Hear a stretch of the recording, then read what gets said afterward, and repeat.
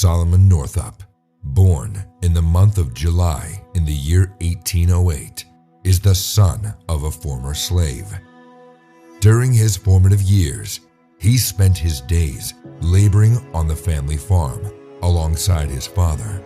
The farm is located in the countryside, surrounded by lush greenery and rolling hills. The two men work hard, tending to the fields and the crops and caring for the livestock.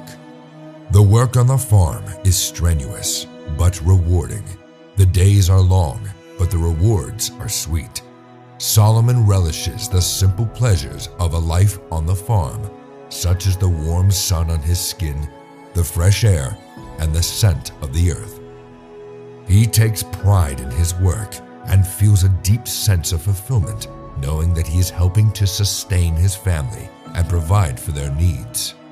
Growing up, he has also developed a skill in playing the violin, a talent that will both help and lead him into trouble in the future.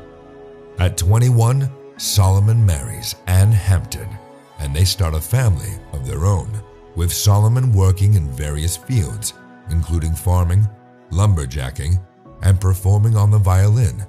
In the year 1841, Solomon receives an offer to travel to Washington, D.C. to play his violin at a series of concerts.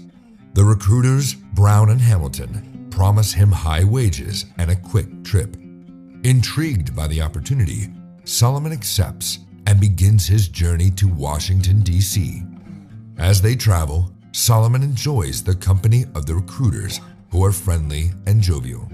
However, when they reach Washington, D.C., their demeanor changes. They give Solomon alcohol, and after a day of excessive drinking, he becomes terribly ill. While on his way to seek medical attention, he loses consciousness and falls into a deep slumber.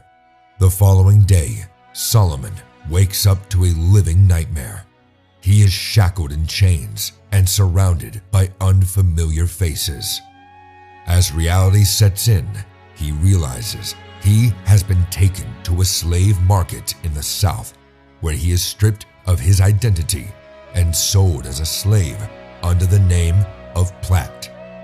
Despite his desperate pleas and attempts to prove his free status, he is mercilessly beaten and subjected to inhumane conditions.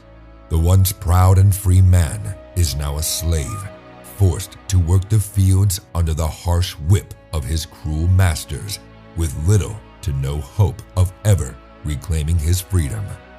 Solomon has now fully become a slave, laboring on the plantation and lumber mill owned by William Ford, located in the central region of Louisiana. He is a benevolent master who is deeply religious and generous to his enslaved workers. Solomon enjoys working for Ford and even comes up with an innovative solution for Ford to save both time and resources by transporting the lumber through waterways instead of overland. As a result of his ingenuity, Solomon earns the affection of Ford. Despite this, due to a series of financial difficulties, Ford is forced to sell Platt to John M. Tibbets, a cruel carpenter. Tibbets terrifies Platt so much, constantly tormenting him with threats and verbal abuse. One day, while working on a continuing construction project, Tibbets' anger reaches a boiling point and he tries to physically attack Platt with a whip. However, Platt proves to be the stronger of the two and turned the table on Tibbets successfully, defending himself by whipping his tormentor instead. Determined to take revenge, Tibbets made 2 attempts to kill Platt. However, his plans were foiled by the intervention of William Ford and his overseer, Mr. Chapin. Unable to successfully murder Platt, Tibbets instead sells him to a new slave owner, Edwin Epps, a notorious Negro breaker. Edwin Epps has quite a number of female slaves and begins to develop a dangerous obsession with one of his slaves, Patsy. Patsy is renowned for her exceptional cotton-picking abilities and hard work. However, This only serves as fuel for Ep's fascination with her, and he begins to sexually abuse her on a regular basis. This abuse leads to a vicious cycle of violence and oppression for all the slaves on the plantation, as Epps becomes increasingly cruel and erratic in his behavior. Platt becomes a witness to the horrific abuse that Patsy endures. Despite his own longing for freedom, Platt finds himself torn between his own desire for escape and his loyalty to his fellow slaves, who have become like family to him over the years.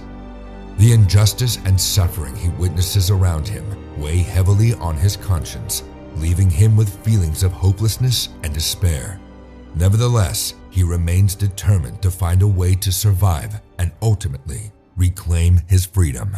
The years pass and Solomon remains a slave, facing increasing hardship and abuse. Despite this, he never stops searching for a way to regain his freedom. One day, he meets a Canadian carpenter named Bass, who takes an interest in Solomon's situation and offers to help him escape. Together, they hatch a plan for Solomon's escape, but it quickly becomes apparent that their efforts are being thwarted. Despite their best efforts, they are unable to carry out their plan, and Solomon remains enslaved. As a result of the failed escape attempt, Solomon is subjected to even greater hardship and abuse. He is forced to perform grueling manual labor, working longer hours in the fields and in the lumber mill. He is also subjected to brutal punishment and beatings, which threaten to break his spirit. Despite the increasing difficulties he faces, Solomon refuses to give up hope. He continues to cling to the memory of his family and the life he once had, and remains determined to fight for his freedom. Through sheer willpower and resilience, he endures the hardships he faces and never loses sight of his ultimate goal of regaining his freedom. Eventually, he meets a kind-hearted abolitionist named Samuel Bass, who takes a personal interest in his case and offers to help him regain his freedom. Bass begins by gathering evidence of Solomon's identity and the circumstances of his enslavement, which he uses to bring a lawsuit against Solomon's slave master, as he is finally free from slavery. The moment of Solomon's liberation is a powerful and emotional one, with Solomon breaking down in tears as he realized that his long and difficult journey has finally come to an end. It is a testament to the strength of the human spirit and serves as a powerful message of hope and inspiration for all who have suffered oppression and injustice.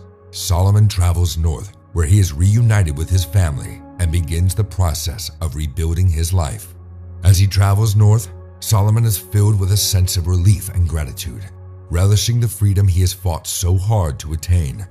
He looks around him at the open fields and clear blue sky, feeling a sense of awe at the beauty of the world around him. The reunion with his family is a poignant one. They are overjoyed to see him, rushing to embrace him as soon as he arrives.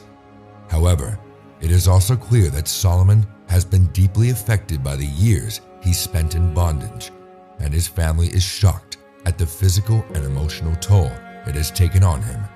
They gather around him, holding him and offering words of comfort and encouragement.